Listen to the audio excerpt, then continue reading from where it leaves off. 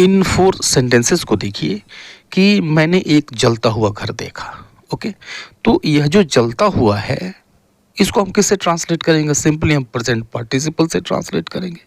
मैंने कई वीडियोस बनाए हैं प्रेजेंट पार्टिसिपल पे, आपको डिस्क्रिप्शन बॉक्स में या फिर आई बटन में लिंक मिलेगा, आप जाकर देख सकते हैं, डीपली उनको समझ सकते हैं। ठीक है, लेकिन यह वीडियो थोड़ा सा डिफरेंट होने जा रहा है।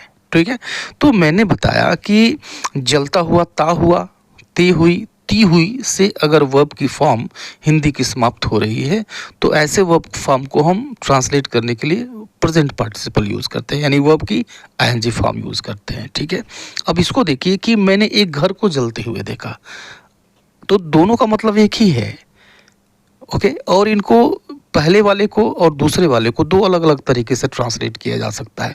दोनों का सेंस हालांकि एक ही होगा, दोनों का मतलब एक ही होगा, ट्रांसलेट करने के तरीके अलग होंगे। और यह तीसरा सेंटेंस देखिए कि खाना खाते खाते वह टीवी देखने लगा या फिर टीवी देख रहा था। तो खाना खाते खाते वह टीवी देख रहा था, यानी दो काम एक साथ चल रहे हैं। ठीक है, तो यहाँ पर खाना खाते खाते इसको भी हम ट्रांसलेट करेंगे प्रेजेंट पार्टिसिपल से, यानी वर्ब की आईएनजी फॉर्म से, लेकिन अब इसको यूज़ करने का तरीका अलग होगा।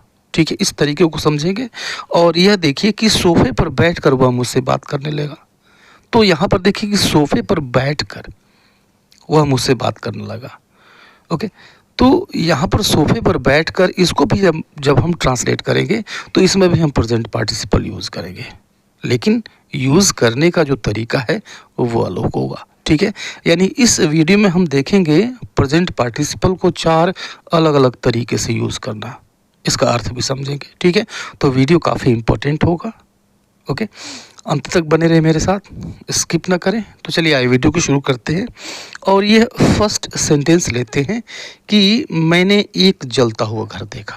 राइट, प्रेजेंट पार्टिसिपल एक एडजेक्टिव की तरह से यूज किया जाता है। तो जिस तरह से जिस नाउन को क्वालिफाई करता है प्रेजेंट पार्टिसिपल, ठीक एक एडजेक्टिव की तरह से उस नाउन के ठीक पहले रख दिया जाता है। ठीक है, तो मैंने एक जलता हुआ घर देखा। घर कैसा था भाई? तो जलता हुआ। राइट, मीन्स आई सा अ हाउस, आई सा अ बर्निंग हाउस, आई सा अ बर्निंग हाउस।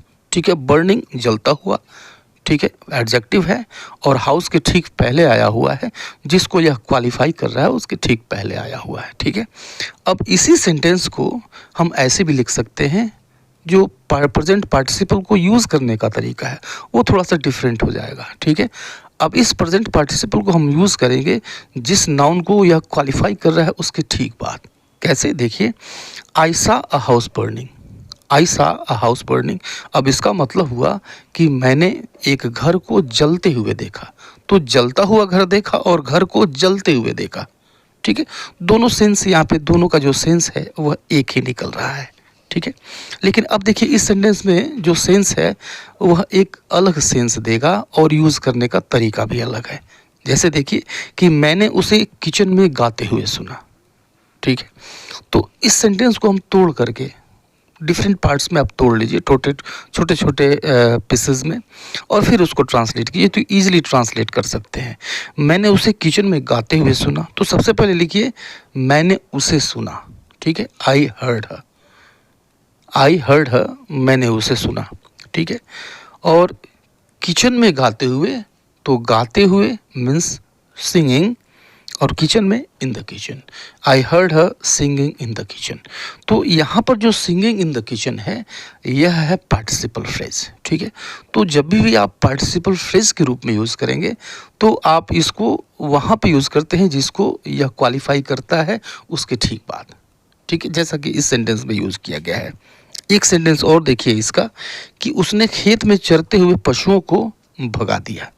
राइट, तो उसने खेत में चरते हुए पशुओं को भगा दिया। सबसे पहले उसने भगा दिया, he drove away, drive away means भगाना होता है, तो ही ड्रोव अवे, उसने भगा दिया। किसको भगा दिया? द कैटल, कैटल्स नहीं होता है, ध्यान रखिएगा। कैटल एक ऐसा नाउन है जो ऑलरेडी प्लूरल होता है, उसमें यस या यस लगाकर प्लूरल नहीं बनाया जाता। ठीक है, तो ही ड्रोव अवे द कैटल, उसने पशुओं को भगा दिया। ठीक है, खेत में चरते हुए, ग्रेजिंग इन द फील्ड। ठीक है। तो यह पार्टिसिपल फ्रेज के रूप में आया हुआ है और यह किसके बारे में आया हुआ है, कैटल के बारे में आया हुआ है। तो इसके ठीक बाद हमने यूज़ किया। ओके, आइए ये थर्ड कंडीशन देखते हैं, थर्ड तरीका प्रेजेंट पार्टिसिपल को यूज़ करने का, कि जब दो काम एक साथ चल रहे हों। ठीक है, जैसे अगर आप एक काम करते करते या फिर एक काम करते हुए दूसरा काम भी करते हैं, साथ साथ में करते हैं, ठीक है, तो वहाँ पे वाइल प्लस वर्ब की आईएनजी फॉर्म को यूज़ करते हैं।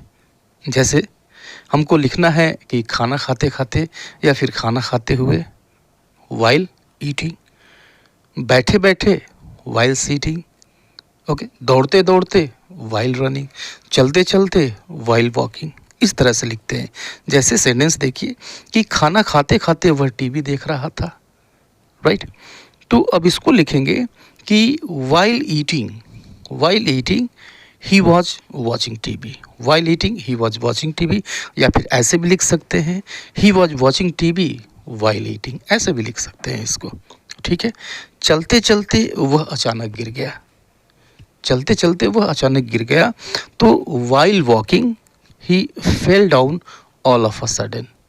ठीक है, while walking he fell down all of a sudden, या फिर ऐसे भी लिख लीजिए इसको कि he fell down all of a sudden while walking, दोनों तरीकों से सही है।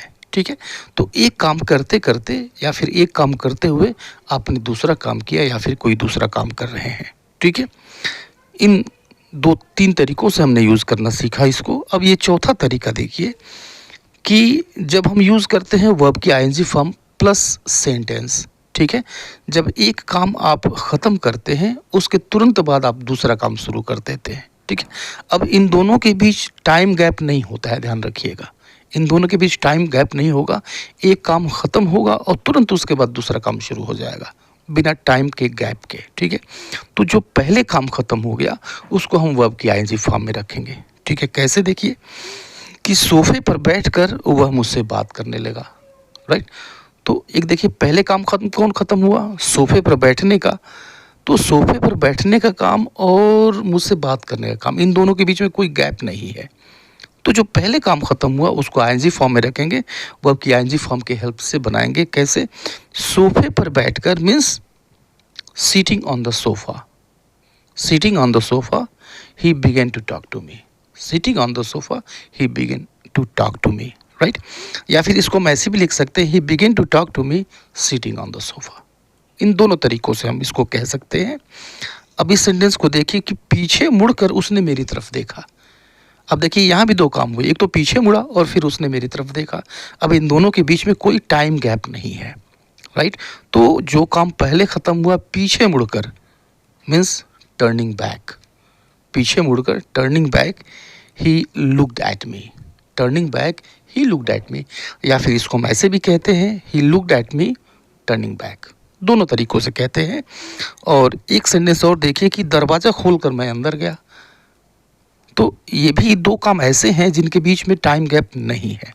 दरवाज़ा खोलकर मैं अंदर गया means opening the door, opening the door I went in, या फिर I went in opening the door, दोनों तरीक़ों से कह सकते हैं।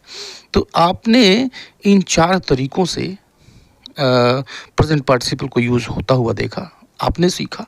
ठीक है, और तुलनात्मक रूप से कब किस कंडीशन में हम किस तरीके को यूज़ करेंगे ये भी आपने समझ लिया है। ठीक है, वीडियो कैसा लगा ज़रूर बताइएगा। मिलता है नेक्स्ट वीडियो में, तब तक के लिए गुड बाय एंड टेक